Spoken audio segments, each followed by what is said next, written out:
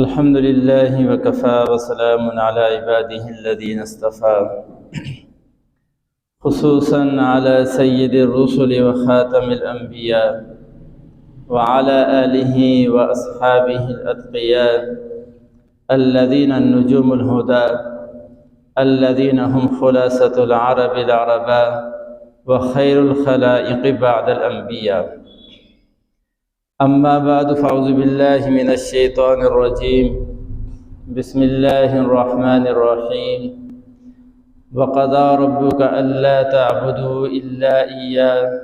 وبالوالدين إحسانا. وقال رجل يا رسول الله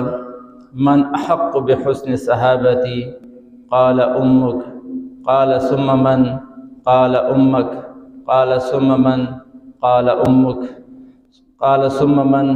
قال أبوك ثم أدناك فأدناک، او کما قال النبی صلی اللہ علیہ وسلم۔ میرے بھائیوں اور دوستوں عزیزوں،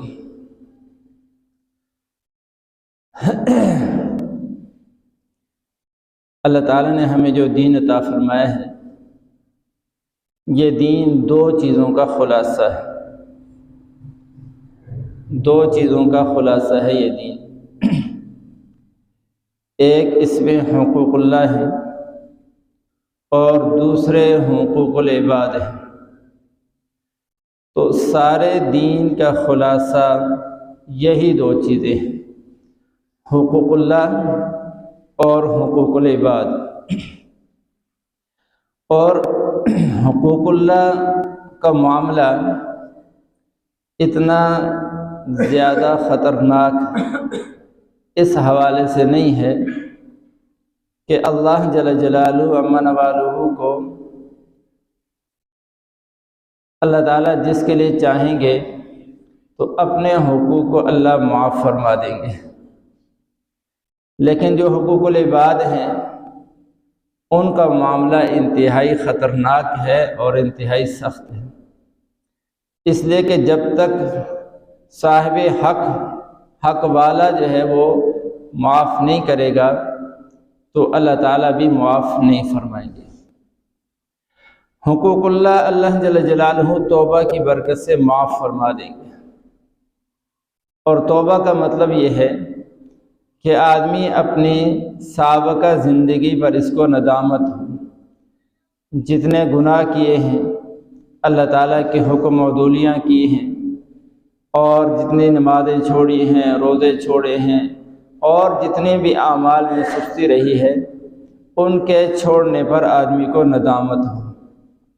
اور اللہ تعالیٰ سے معافی مانگے، پچھلوں پر ندامت ہو اور فی الحال گناہوں کو چھوڑ دے اور آئندہ نہ کرنے کا عزم کر لے۔ تو اللہ جل جلالہ اس توبہ کی برکت سے جو اللہ تعالیٰ کے حکموں میں کمی ہوئی ہے، حقوق میں کمی ہوئی ہے،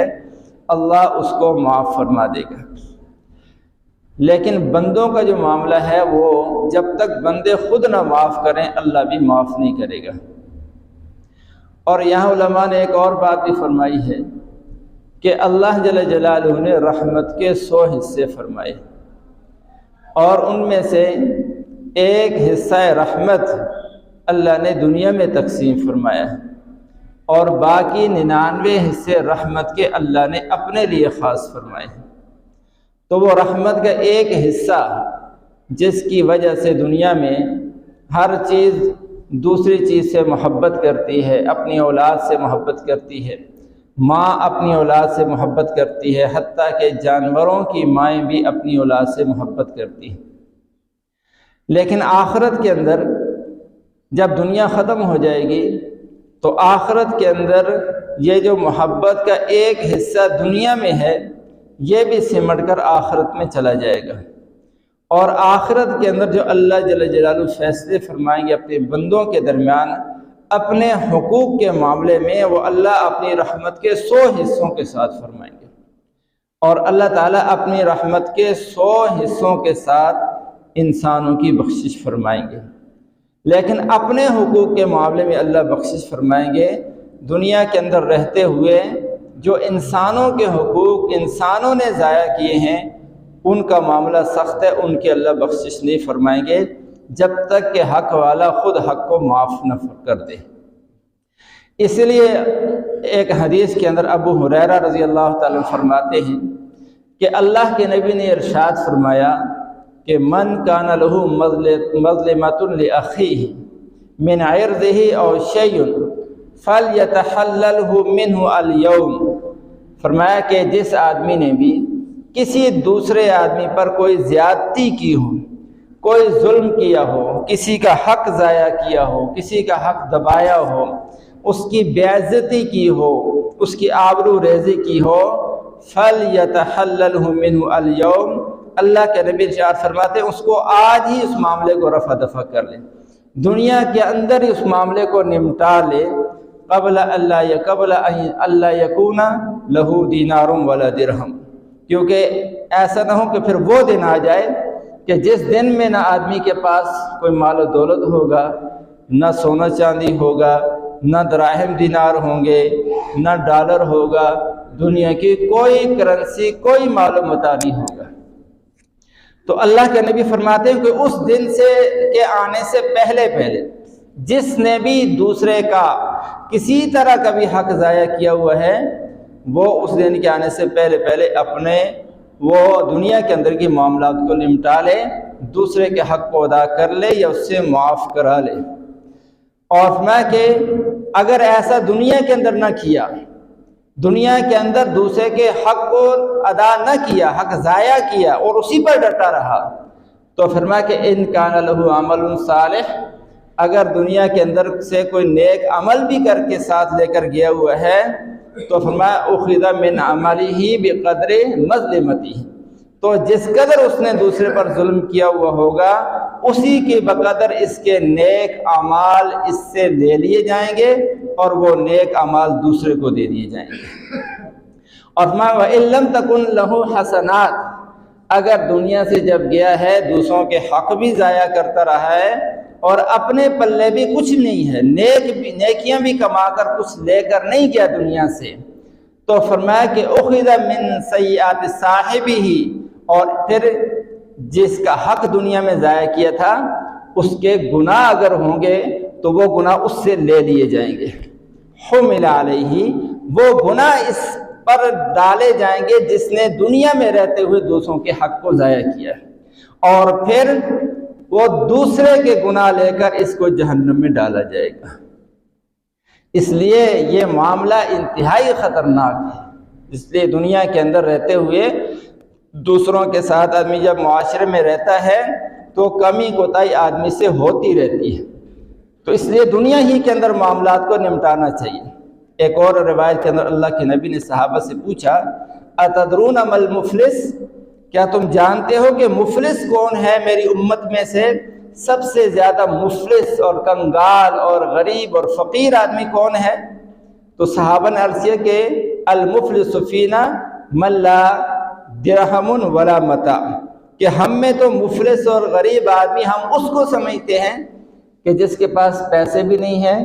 اور مال و متاع بھی کچھ نہیں ہے، ساز و سامان بھی کچھ نہیں ہے، تو ہم اس کو فقیر سمجھتے ہیں، مفلس سمجھتے ہیں۔ اللہ کے نبی نے ارشاد فرمایا کہ المفلس من امتی الذی یاتی یوم القیامت بصلاۃ وصیام وزکوٰۃ، کہ میری امت کا مفلس وہ آدمی ہوگا جو قیامت کے دن اس حال میں آئے گا کہ اس نے بڑی نمازیں پڑھی ہوں گی، بڑے فرائض ادا کرتا رہا، نوافل ادا کرتا رہا، تہجدیں ادا کرتا رہا، اوابین پڑھتا رہا، بڑی نمازیں اس نے اکٹھی کی ہوئیں گی، وصیامن، اور بہت زیادہ روزے لے کر آئے گا، وزکوٰۃ، اور بڑے صدقات اور خیرات لے کر آئے گا، لیکن ویاتی قد شتم ھذا، لیکن ایسا ہوگا کہ جب آئے گا تو دنیا میں قد شتم ھذا، کسی کو گالی دی ہوگی، وقذف ھذا، کسی پر جھوٹی تہمت لگائی ہوگی، واکل مال ھذا، کسی کا مال کھایا ہوگا، وسفک دم ھذا، کسی کا اس نے جو خون بہایا ہوگا، وضرب ھذا، کسی کو اس نے مارا ہوگا، کسی کو ہاتھ سے تکلیف پہنچائی ہوگی، کسی کو زبان سے تکلیف پہنچائی ہوگی، تو یہ بڑے نیک اعمال لے کر وہ آخرت میں پہنچا ہوگا۔ نمازیں بھی ہیں، روزے بھی ہیں، صدقات اور خیرات بھی اس کے پاس بہت زیادہ ہیں۔ اور ایک روایت کے اندر فرمایا کہ اگر یہ اتنے نیک اعمال لے کر آخرت میں پہنچا کہ اگر اس کے اعمال پہاڑوں پر رکھ دیے جائیں اس کی نیکیاں، تو اس کی نیکیوں سے پہاڑ دب جائیں۔ لیکن دنیا میں یہ اپنے ذاتی اعمال لے کر جا رہا ہے، لیکن دوسروں کے حقوق کا کیا حال تھا؟ شتم ھذا، کسی کو گالیاں دے رہا ہے، کسی کو مار رہا ہے، کسی پر تہمت لگا رہا ہے، اور کسی کے ساتھ بدسلوکی کر رہا ہے، زبان سے بھی ہاتھ سے بھی جو ہے دوسروں کو تکلیف پہنچا رہا ہے۔ تو اللہ کے نبی نے ارشاد فرمایا کہ پھر وہاں کیا ہوگا کہ حق لینے والے یقعد، اس کو بٹھایا جائے گا، یقتص، پھر اس سے قصاص لیا جائے گا، بدلہ لیا جائے گا۔ تو جس کو گالیاں دی ہیں، جس کی بے عزتی کی ہے دنیا کے اندر، وہ آئیں گے اس سے حقوق کا مطالبہ کریں گے، لیکن وہاں اس کے پاس دراہم اور دنانیر اور مال اور دولت کچھ بھی نہیں ہوگا۔ تو کیا ہوگا؟ اس کی نیکیاں اٹھا کر دیتے جاتے رہیں گے۔ یہ جتنے نیک اعمال لایا ہے وہ نیک اعمال دوسروں کو دیے جا رہے ہوں گے، حتیٰ کہ حق لینے والے باقی ہوں گے، اس کی نیکیاں ختم ہو چکی ہوں گی۔ اور پھر اللہ فرمائیں گے کہ اب دوسروں کی برائیاں، جو حقوق والے ہیں جنہوں نے دنیا میں برائیاں کی ہیں لیکن اس نے ان کے حق ضائع کیے ہوئے ہیں، تو ان کے گناہ لے کر آؤ۔ اس کی نیکیاں تو ختم ہو گئیں، اب ان کے گناہ لے کر آؤ، وہ ان کے گناہ اب اس کے اعمال نامے میں ڈالتے جاؤ، اور ان کی بدعمالیاں اس کے اعمال نامے میں ڈالی جائیں گی، طرح فی النار، پھر اس کو دوزخ میں ڈال دیا جائے گا۔ تو اس سے میرے بھائی اور دوستوں عزیزوں، یہ حقوق العباد کا معاملہ انتہائی زیادہ نازک معاملہ ہے، اس لیے اس کو ہم دنیا میں بھی نہیں نمٹا۔ اللہ کے نبی صلی اللہ علیہ وسلم فَلْيَتَحَلَّلْهُ مِنْهُ الْيَوْمِ، آج ہی دنیا کے اندر اس کو نمٹا لو، اپنا معاملات صاف کر لو۔ جس کا حق ضائع کیا ہے، کبھی کسی کو گالی دی ہے، کسی پر بہتان لگایا ہے، کسی کی غیبت کی ہے، اور کسی کو ہاتھ سے زبان سے تکلیف پہنچائی ہے، تو دنیا میں معاملات کو نمٹاؤ۔ پھر